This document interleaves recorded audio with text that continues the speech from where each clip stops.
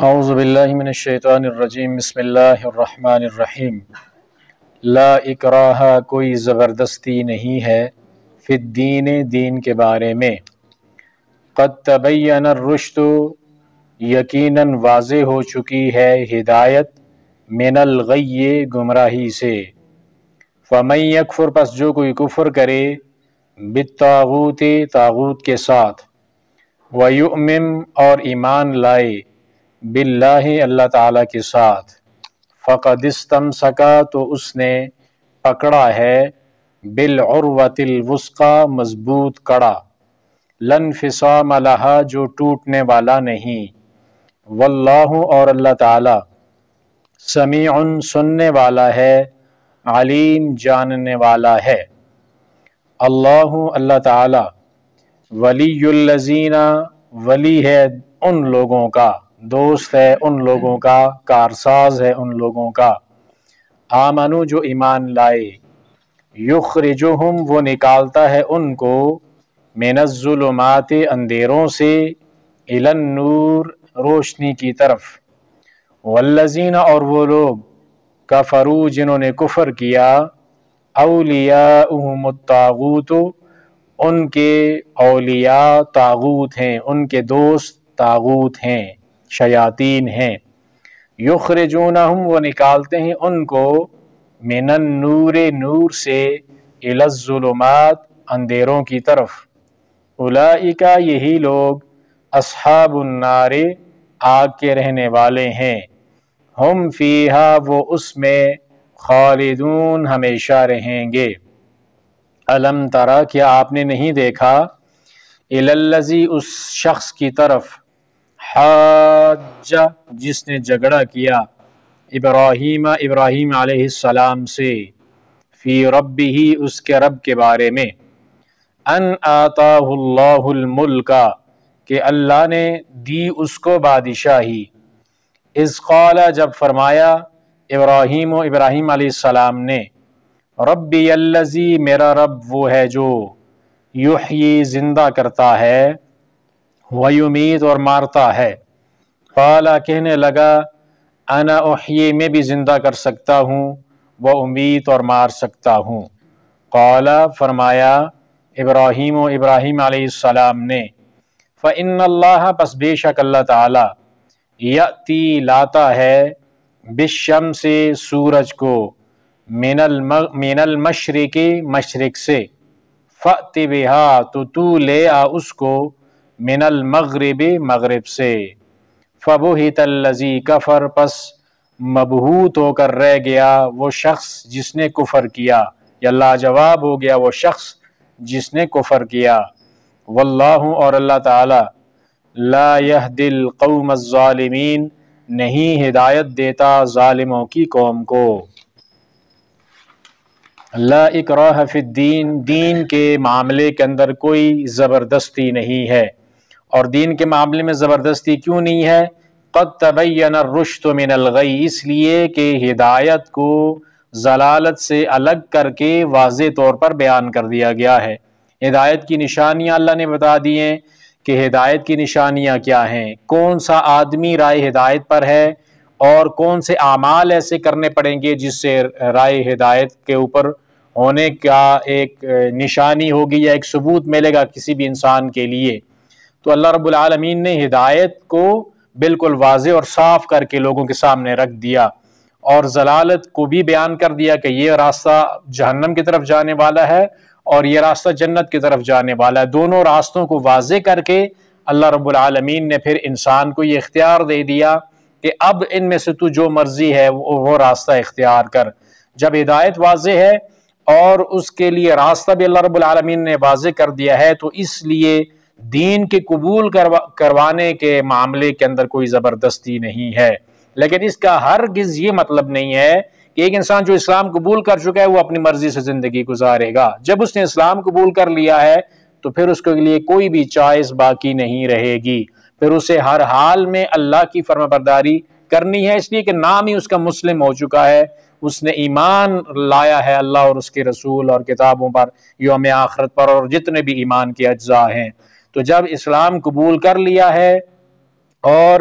اسلام کے اندر وہ داخل ہو چکا ہے تو اس کے بعد اس کے لیے کوئی چوائس نہیں ہے۔ اگر وہ اسلام قبول کر لینے کے بعد اسلام کے اندر رہتے ہوئے بھی اعمال نہیں کرتا تو ممکن ہے اس کو سزا ملے،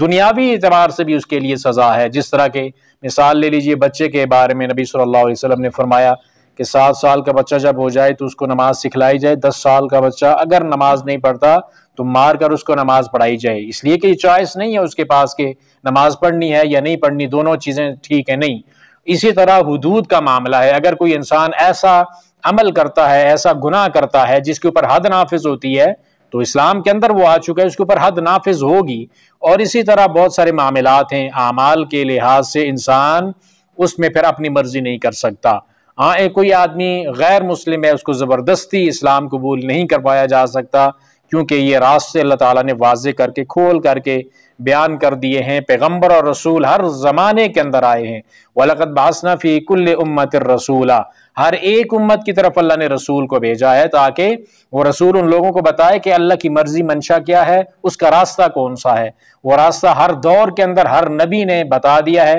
اور پیارے نبی علیہ الصلوۃ والسلام کے آنے کے بعد یہ پوری کی پوری جو اس دنیا کے اندر جتنی بھی انسانیت ہے اس کے لیے راستہ واضح ہے، کتاب اللہ تعالیٰ کی موجود ہے، پیارے نبی علیہ السلام کی ساری زندگی محفوظ ہے۔ تو اس لیے کسی کو زبردستی کلمہ نہیں پڑھوایا جا سکتا، دین میں داخل نہیں کیا جا سکتا، لیکن اسلام قبول کر لینے کے بعد کوئی چوائس انسان کے پاس باقی نہیں بچتی سوائے اللہ کی اطاعت اور فرما برداری کے۔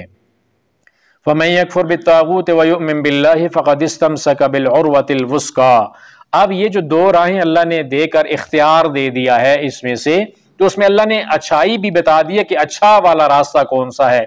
دو چیزیں سامنے رکھ دی ہیں ہمارے اور یہ بتا دیا کہ یہ چیز اچھی نہیں ہے اور یہ والی چیز اچھی ہے۔ اب انسان ہے جس طرح کہ بازار میں مارکیٹ میں جائے گا تو اگر دکاندار اس کے پاس دو چیزیں رکھے گا کہ یہ والی ٹھیک نہیں ہے، ردی چیز ہے، اور یہ والی اصلی ہے، تو ظاہر ہے انسان جو عقل مند ہوگا وہ اصلی چیز کو اٹھائے گا۔ تو یہاں پہ اللہ تعالیٰ نے دو راستوں کا اختیار دینے کے بعد یہ بتا دیا کہ اصل راستہ یہ ہے کہ انسان طاغوت کا کفر کرے۔ طاغوت کیا ہے؟ ہر وہ چیز جو اللہ کے سوا پوجی جائے، اس کی عبادت کی جائے، اللہ کی عبادت سے جو انسان کو کسی اور طرف لے کر جائے، کفر کی طرف، بغاوت کی طرف لے جائے، تو وہ طاغوت ہے۔ تو جو اس طاغوت کا کفر کرے، اللہ کے سوا جن کی پرستش کی جاتی ہے، اور اللہ پر ایمان لائے، تو اس نے بہت مضبوط کڑے کو پکڑ لیا ہے، لن انفصام لہا، جس کو کوئی توڑنے والا نہیں ہے۔ یعنی اللہ پر ایمان اور اللہ کے سوا جن کی عبادت ہوتی ہے ان کے ساتھ کفر کرنا۔ اسی لیے آپ کلمہ جب پڑھتے ہیں تو پہلے لا آتا ہے، لا الہ، کوئی معبود نہیں ہے، اس میں سب قسم کے جتنے بھی طاغوت ہیں ان کا انکار ہے، الا اللہ، مگر اللہ تعالیٰ، اس میں اللہ تعالیٰ کی عبادت کا اقرار ہے کہ الہ، معبود صرف ایک اللہ تعالیٰ ہے۔ تو جو اللہ پر ایمان لے آئے تو اللہ کا راستہ اختیار کر لے، رب العالمین کے بتائے طریقے کے مطابق چلے، تو اس کے پاس ایسا کڑا ہے جس کڑے کو اس نے پکڑ لیا ہے، اس کڑے کو کوئی توڑنے والا نہیں ہے۔ اس کا ایک سرا انسان کے ہاتھ میں، دوسرا سرا اللہ رب العالمین کے پاس ہے، تو انسان کا ڈائریکٹ تعلق اللہ تعالیٰ سے جڑ جاتا ہے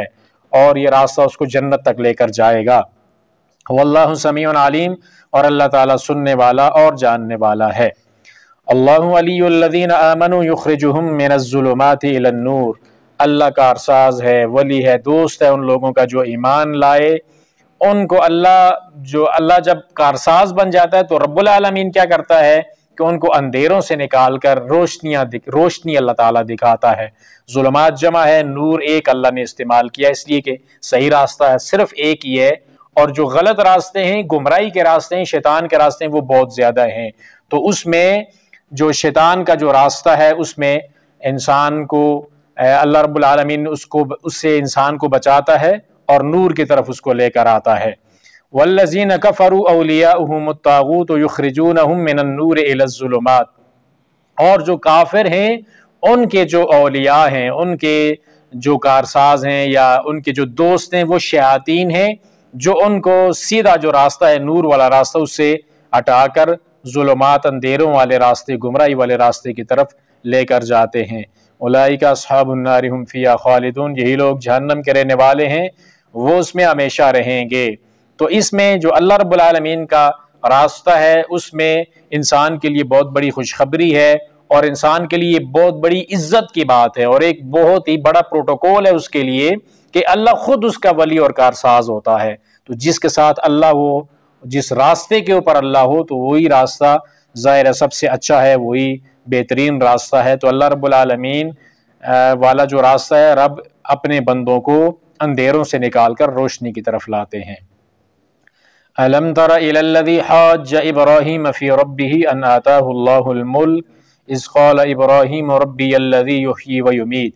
کہ آپ نے اس شخص کی طرف نہیں دیکھا کہ جس کو اللہ رب العالمین نے بادشاہت دی تھی، تو وہ اپنی بادشاہت کے اندر ابراہیم علیہ السلام سے جھگڑا کر رہا ہے۔ یہ عراق کے شہر بابل کی بات ہو رہی ہے۔ بابل اس شہر کا نام تھا، اور عراق کے اندر وہ بابل جو جگہ تھی اس کے اندر یہ والا جو بندہ تھا، اور یہ بندہ کون تھا؟ یہ نمرود تھا، اس وقت کا بادشاہ تھا، اور لوگوں کو اپنی عبادت کروایا کرتا تھا۔ اللہ رب العالمین کے مقابلے میں وہ اپنی عبادت لوگوں سے کروایا کرتا تھا۔ تو ابراہیم علیہ السلام اس سے جھگڑا کر رہے ہیں۔ ظاہر دعوت آپ نے اس کے سامنے پیش کی کہ اللہ رب العالمین جو کل کائنات کا خالق و مالک ہے، اور جو میرا اور تیرا بھی رب ہے، عبادت اس کی کرنی چاہیے۔ تو وہاں پہ جھگڑا ہو رہا ہے، اور وہ ابراہیم علیہ السلام سے پوچھ رہا ہے۔ یہ موسیٰ علیہ السلام سے پہلے کی بات ہو رہی ہے، موسیٰ علیہ السلام سے بہت پہلے کی بات ہے، جب ابراہیم علیہ السلام یہ بات کر رہے ہیں۔ تو ابراہیم علیہ السلام نے اس سے جب دعوت پیش کی تو اس نے کہا کہ کون ہے آپ کا رب، کون ہے؟ تو آپ علیہ السلام نے یہ فرمایا کہ ربی الذی یحیی و یمیت، میرا رب وہ ہے جو زندگی دیتا ہے اور مارتا ہے۔ جو زندگی دی ہے رب العالمین نے ہمیں، یہ رب العالمین نے زندگی دی ہے، اور اس زندگی کو جب ختم ہوگی، موت جب آئے گی، تو وہ بھی رب العالمین دے گا۔ زندگی اور موت کا مالک ہے میرا رب۔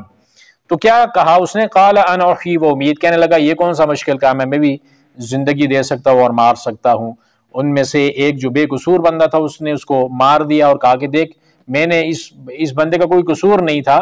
میں نے اس کو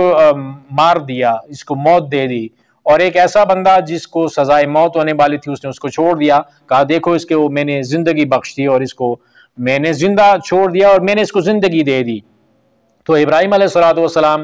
نبی چونکہ عقل مند ہوتا ہے، اور اس کے مقابلے میں جو مشرک ہوتا ہے اس کی عقل جو ہے وہ عقل سے بالکل پیادل ہوتا ہے، عقل تو اس کے پاس ہوتی نہیں ہے، تبھی تو وہ اللہ کے ساتھ شرک کر رہا ہوتا ہے۔ تو نبی کے پاس جو جواب ہوتا ہے نا، وہ ایسا جواب ہوتا ہے جس کو دندان شکن جواب بولتے ہیں، جو انسان کو حیران کر دے۔ کہنے لگے قال ابراہیم فإن اللہ یأتی بالشمس من المشرق فأت بها من المغرب، میرا اللہ وہ ہے جو سورج کو مشرق سے طلوع کرتا ہے، تو ایسا کر کہ مغرب سے مجھے اس سورج کو نکال کے دکھا۔ یہ تو نے ابھی زندہ کر دیا، ایک بندے کو زندگی دے دی، دوسرے کو موت دے دی، یہ والا کام کر کے دکھانا۔ کائنات کے اندر جو کچھ ہو رہا ہے اس کائنات کے نظام کو بدل کے دکھا، جو فطرتی ہے، جو اللہ رب العالمین نے نیچر بنائی ہے، اور اس کے حساب سے جو کام چل رہا ہے اس نظام کائنات کا، اس کے اندر تبدیلی کر کے دکھانا۔ مغرب سے سورج نکال کے دکھا، پھر میں مانوں کہ تیرے اندر کچھ قابلیت ہے۔ فبہت الذی کفر، تو وہ کافر جو ہے وہ بالکل لاجواب ہو کر رہ گیا۔ آج بھی کل بھی لوگ جو ہے جو غیر اللہ سے مدد مانگنے کے قائل ہیں، وہ اسی طرح کے سوال لوگوں کے سامنے کرتے ہیں کہ آپ کہتے ہیں کہ اللہ کے سوا کوئی مشکل نہیں ٹال سکتا، اور اللہ کے سوا کوئی کچھ کر نہیں سکتا، اللہ کے سوا مدد نہیں مانگنی چاہیے، تو آپ کسی کو یہ کیوں کہتے ہیں کہ مجھے پانی کا گلاس دے دیں، مجھے کوئی چیز پکڑا دیں، وہ والی چیز مجھے دے دیں؟ تو یہ بھی تو آپ مدد مانگ رہے ہیں، لوگوں کے ذہنوں کو تبدیل کرنے کے لیے، پزل کرنے کے لیے، کہ آپ تو یہ والا کام تو آپ کر رہے ہیں، غیر اللہ سے مدد مانگ رہے ہیں۔ تو یہ اسباب کے تحت ہے، جو انسان کے بس کے اندر ہے۔ ایک انسان سے اگر میں نے کہا کہ گلاس پانی کا لا کر دے دو مجھے، تو ظاہر ہے وہ انسان، اس کے پاس قوت ہے، وہ پانی کا گلاس بھر کے لا کر دے سکتا ہے نا، اس کے پاس اللہ تعالیٰ نے اس کو وہ قوت دی ہے، اسباب کے تحت یہ چیز مانگی جا رہی ہے۔ اگر ایک انسان ہو، وہ کسی اور شہر کے اندر بیٹھا ہوا ہو، مثال کے طور پر وہ راولپنڈی میں، کراچی میں یہاں پہ بیٹھوں، میں اس کو کہوں کہ بھائی وہ بندہ مجھے پانی لا کر دے گا اور وہ مجھے پانی دے سکتا ہے، تو یہ پھر تو عجیب سی بات ہے، عقل کے خلاف بات ہے، ایسا ممکن نہیں ہے۔ تو یہ جو لوگ کہتے ہیں کہ وہ اللہ کے سوا جو کسی بھی کام کے اندر مدد کر سکتے ہیں، مشکلیں ٹال سکتے ہیں، تو ان کو یہی ابراہیم علیہ السلام والا جواب ان کے لیے بنتا ہے کہ اگر وہ کسی کچھ کرنے کے قابل ہیں تو نظام کائنات کو کیوں نہیں بدلتے؟ پھر وہ آپ سمجھتے ہیں کہ آپ کی مشکلیں ٹالنے والے ہیں،